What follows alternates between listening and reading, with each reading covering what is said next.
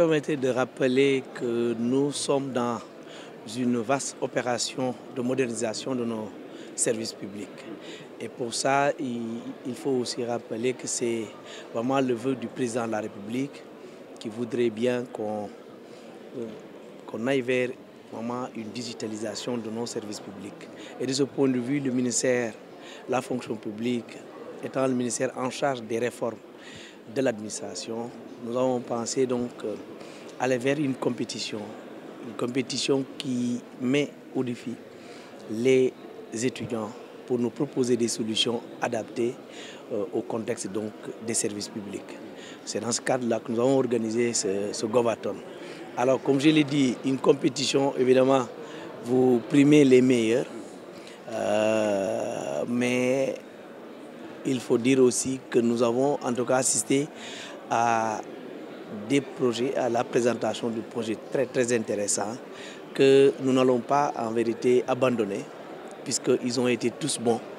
Nous allons les maturer et les implémenter dans les différentes administrations respectives.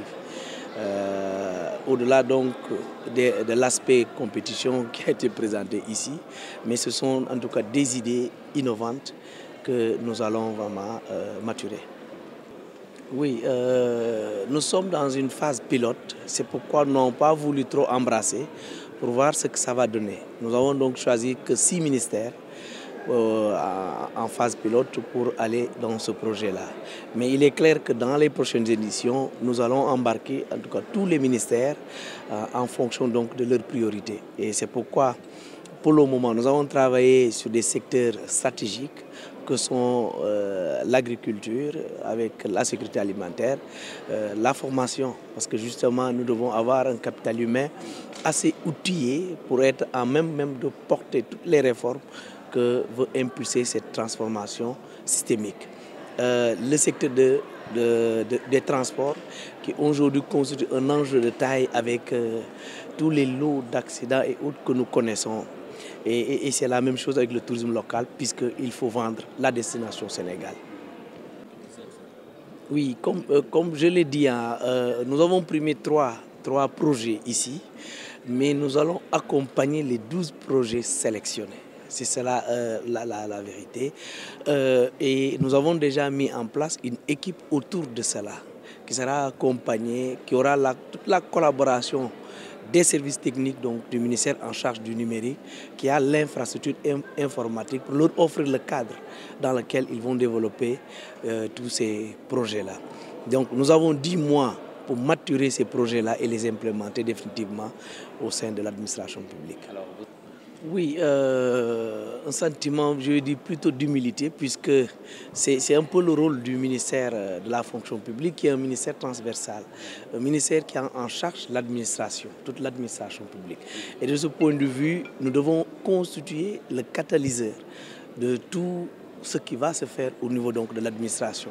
Si vous n'avez pas une administration et un capital humain solide, capable de porter toutes les réformes, vous n'allez pas réussir. Et comme l'a rappelé le Premier ministre, évidemment, la ressource humaine et le cadre dans lequel vraiment se met ce capital humain-là, il reste le vivier à partir duquel va pouvoir être impulsé tout le reste donc, des projets de l'État. Donc c'est évident que nous, on s'empresse à mettre tous les cadres et toutes les formes pour permettre aux autres secteurs de pouvoir donc évoluer sans problème. C'est 3 millions, c'est pour tous les participants. Oui, pour permettre aux autres équipes qui ont participé, même s'ils n'ont pas gagné les premiers prix, de pouvoir donc être récompensés pour les meilleurs projets, puisque nous en avons quand même 120 au début.